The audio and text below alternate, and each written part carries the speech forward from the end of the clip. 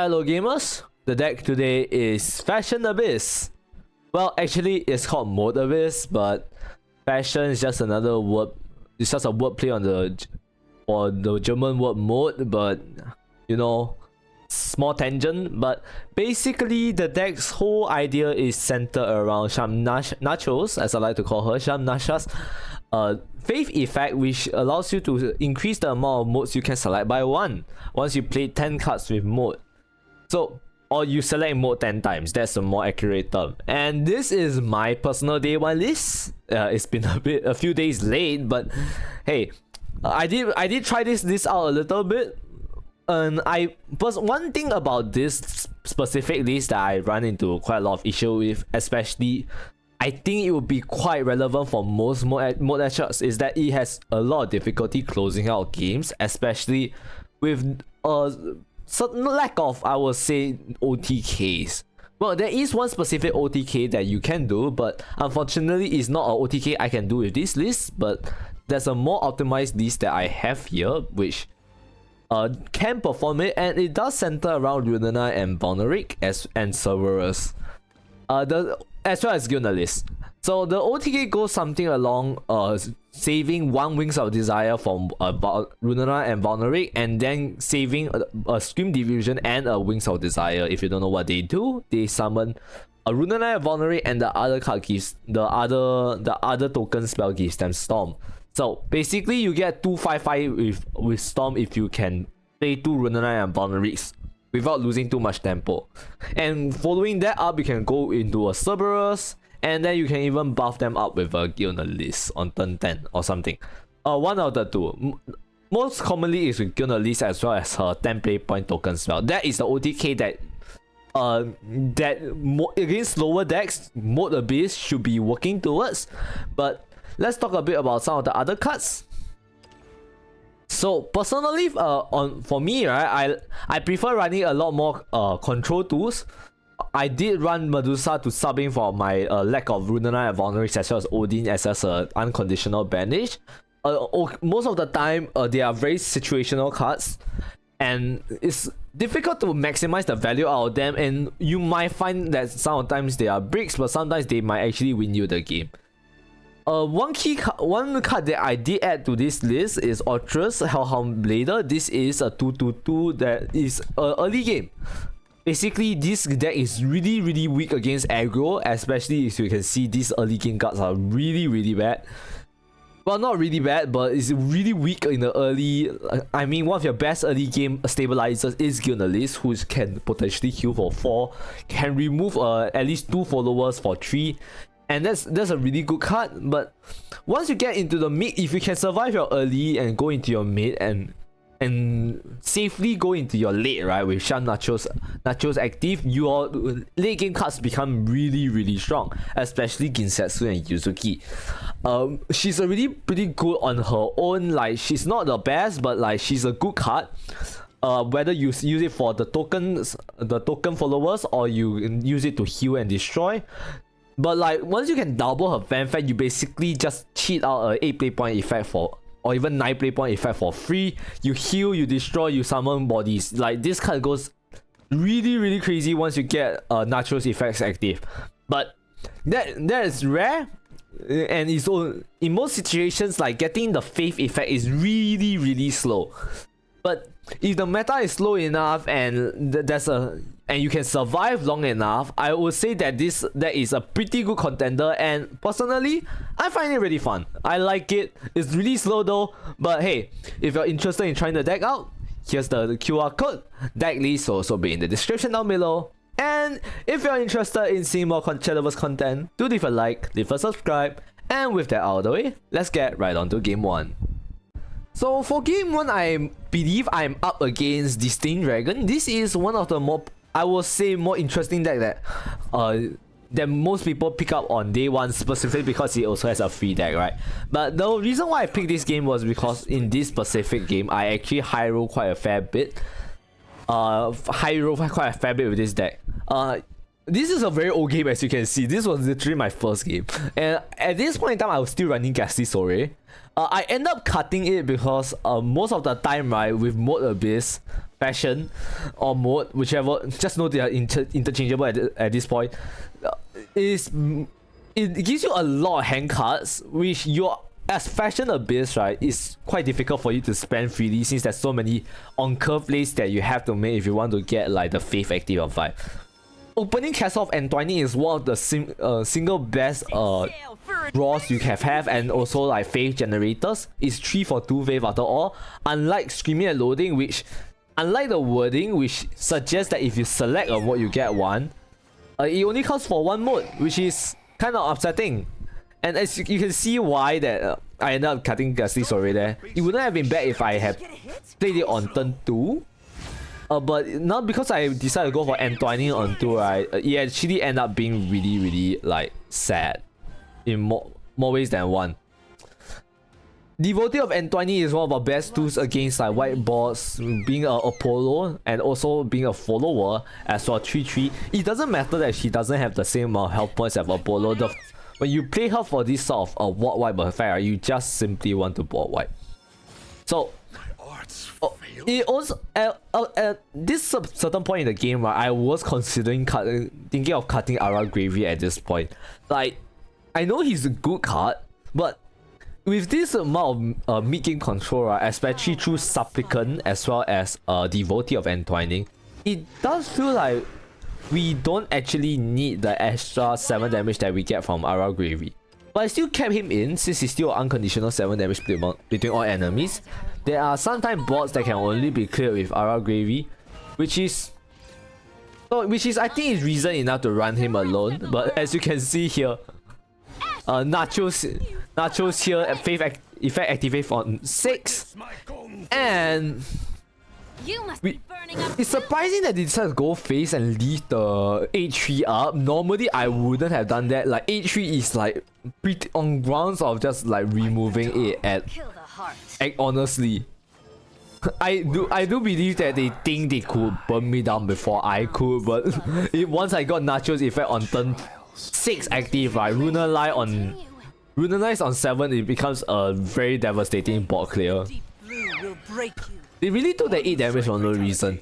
But they did have Neptune, which heals them up a fair bit, up to 11, which is still pretty good for them overall. Oh, thank God. I don't remember what I went into here, but I'm pretty certain I went into Cerberus. It doesn't make sense regardless otherwise. Yep, I went into Cerberus. And I'm pretty certain I went for Burn. Burn is better in this situation, and it also full clears the board and bring them down into a second Cerberus range. And this time, because of Ghastly Soiree, I do have a Ghost to combo up with a Cerberus. I think I'd rather something else other than the Ghost though. I'm down to 5 and up to 13, and even Genesis Dragon isn't enough to win them the game this time. They were close though. They were really close. Too slow. Couldn't heal here, so they use. I don't think they have any heals, so they use Azure Infrit to clear the board, which basically seals the game. Now that I have Odin that can go over the ward, I have Cerberus that can burn over the ward. It is basically game over, GG's at this point. So yes, that's about it for game 1. As you can see, Control 2 is fine, but really, if you can't catch your opponent off guard, you might have some difficulty closing out games, I would say. This one was a pretty good like counter, I would say, for me. Starting next, we have another game on day 1 as well. I played a lot of Fashionable based on day 1, but this time it's up against Loot Sword. Also another new deck. Probably List is still unoptimized, but regardless, you see that I do kind of. I don't know if I struggle or not, but I think we managed to do fine against this list specifically. How much turn it? 8 turns, so they probably made a mistake somewhere, because against perfect play, right, most of the time I don't think Mode Abyss is able to close games on turn 8 unless your opponent misplayed ridiculously hard. Like, that's just my personal opinion, my personal take. But hey, so Loot Sword, a very decent deck, I would say. Burns a lot, very scary, especially the 8 burn from Sincero, as well as the eventual 12 or even 14 damage burn from Albert himself. Even in set 3, Albert is still like is still a really scary card. But here you can see how Supplicant of Entwining is really good going into against any 3 drops, dealing 3 to any follower on to a random follower on play, and then he's also a 4/4 standard stats. It's just really good value provided your opponent plays fair. And it did work here that it clears the Congregant of Usurpation relatively easily, which gives me room to draw, and I don't think I need to commit the evolve point for this one, but I might have, depending on what I want. I did commit the evolve point. Because I want to accelerate my faith growth a little bit more. It seems to me that if you really want to get a lot of faith going, right, you have to play cards and evolve them. Especially these Mode Abyss followers, Supplicant as well as Devotee. Like you kinda have to like evolve them if you really want to do this. And here, this is why I kind of run Ultras. It's just as just a removal for the mid to early game. I mean, there's argument to run Feudal instead. I just prefer Ultras because she has an additional keyword. It's really give or take, to be honest. They do play Tablet of Tribulations, which I'm not certain why they'll run it in a loot deck, to be fair. I think there's better things you can be running, but I'm not complaining. They did make a very low tempo play though for turn 6, so which just gave me complete freedom to just go straight into a Runelite and Vulnerate with Wings of Desire to just like punish him for playing so slow. And now they are forced to heal because if they don't heal, they just die to Cerberus. They did end up healing, and with Sincerio they are able to clear this board like so easily. It's like basically not even fair. Even your life. And he's also like he's such a tanky helpful as well. 8/9. But doesn't matter, we do have Cerberus, which is our best turn 8 play by far, one of the best Abyss cards ever received by Abyss. I did go for burn. There was a consideration to go for heal instead to attack against Albert, but since Albert is forced to board wipe, I actually don't have to worry about it because the Coco will always die. I guess this was a well optimized. They do run Great Ascender for some really good for no good reason, and I think they failed to clear Cerberus in this situation, which end up losing them the game. So yes, that's game 2. So enough about like games against other classes. Well, if you didn't notice, I don't have any games against Cresthaven or the likes. More likely is that I didn't run into them on. I don't think I got a good game for them on day 1.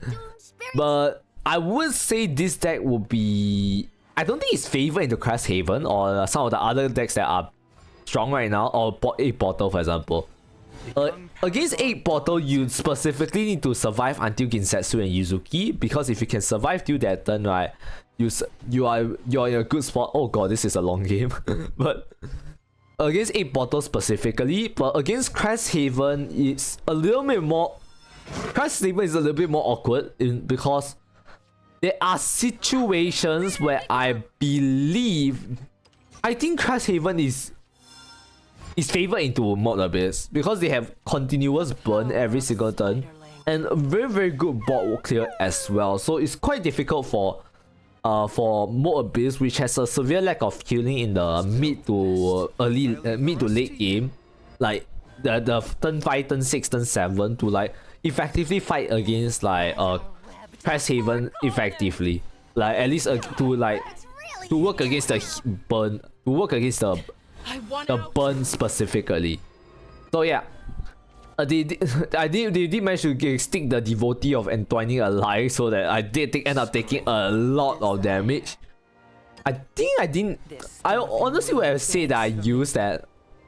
I did use that loading and screaming wrong, but unfortunately when you're behind a little bit, there's not much you can do. Gilnelis is really good for mid-game healing, as you can see. It's really good for that specific scenario alone. And honestly, the better way to deal with Congregant of Entwining, right, is using another Congregant of Entwining. But unfortunately, I only have gravy in this hand to deal with it, so you have to do what you have to do sometime. They did burn away a turn 6, which gives me a free turn to start setting up for like other plays. I did draw Devotee, so I did use it. I don't think I super evolve here because it's not worth super evolving just to gain faith, especially since I don't even have nachos in hand. But starting into turn 8, right, we do start getting heals through our Cerberus. You can see how I will say though, I don't know about I don't know too much about Mode Abyss, but I'm pretty certain you're not supposed to go this aggressive unless you have a guaranteeing lethal. As you can see, especially to like a mirror control matchup, he went very aggressive, as you can see. But since he went aggressive and I went a bit more defensive, I would say I have a lot more value out of my cards, and he lost out quite a lot of value just trying to threaten my board. Once again, using another Cerberus, not following up with another Storm follower like either Mummy or Ghost. Not really maximizing the value, honestly, at all. But they did, in hindsight, they did push a lot of damage, but they're also burning through their evolves really fast. Dream. A careful deception. So yes, you really learn out when to go aggressive. I guess in this situation, I do lose to Vulnerate, Lunalite Vulnerate plus a burn card, so there may be some benefit in going super aggressive, hyper aggro. Shame. But like, well, my deck isn't built for this sort of this sort of like this type of playstyle, so I don't really know just yet. Maybe there's like probably a list out there that is going super aggressive. That is probably the most optimized version of this list. But yes, as you can see, the heal from Ginsetsu and Yuzuki goes really hard. Every time he tries to push a bot threat, right, with his cards, I can answer accordingly with my own. And yes, Scream Diffusion here. Once again, if they have a Storm follow with this, right, even just a few turns earlier, I think they were almost pushing me into lethal reach. Beast, all hunks of meat. Did I evolve here? I don't think I would have super evolved, right? Even just to get the super evolve, I wouldn't. Yeah, you can see. But yeah, this is probably the average game of Fashion Abyss. Like, your mode comes out very slow, especially if you don't get the cards in time. They did manage to find their goals though. Like, they did manage to find their goals, but they don't have a super evolve to a combo with Cerberus anymore. And with that, they are fully out of steam. They have no steam left. They cannot do anything. It's honestly just sad for them, because even now we still can heal. And okay, I just want to seal that Cerberus, because like, who doesn't want a third or even fourth Cerberus, right? I did hold this Devious Lesson Money because I want to combo it with specifically Cerberus. Like, if you don't combo it with Cerberus, right, it's like you are like missing out on the main bread and butter of the Cerberus fanfare. So the fact that if you can save it is like, is genuinely really good. And more heal, more burn. Traded this one in because if I don't, I still do die to a Lunalite and Vulnerate, I believe. And now they burn through all their resources, right? And I'm the one with the upper hand now. Well, it's gonna be very difficult for them to win since they burn through their resources so far, trying to push me down. But although I would say that maybe even though I do say that I'm in a better spot, it doesn't look like they are in that bad of a spot, except that they ran out of resources. So yeah, that's that. With the games done and out of the way, I guess that's Fashion Abyss. Craft this deck if you like, but I will also say that it's probably a lot on the slower side. I don't think I get to show like Medusa or any Guilderless Lethals inside of there, but I would say there are games where they came in clutch. I will say Guilderless is definitely a card that you want more copies of though, personally. I'm not gonna craft her, but I will be waiting to get her off of the pack drops naturally, or if like in other decks I just happen to need more Gunnarlies, I'll probably be crafting more copies of her. She's really good. She's a really flexible option that should be a 2-off or even 3-off in control archetypes. But hey, let me know your thoughts on Fashion/Mode Abyss in the comments down below. Hope you enjoyed this video, and I'll catch you guys another time. Bye!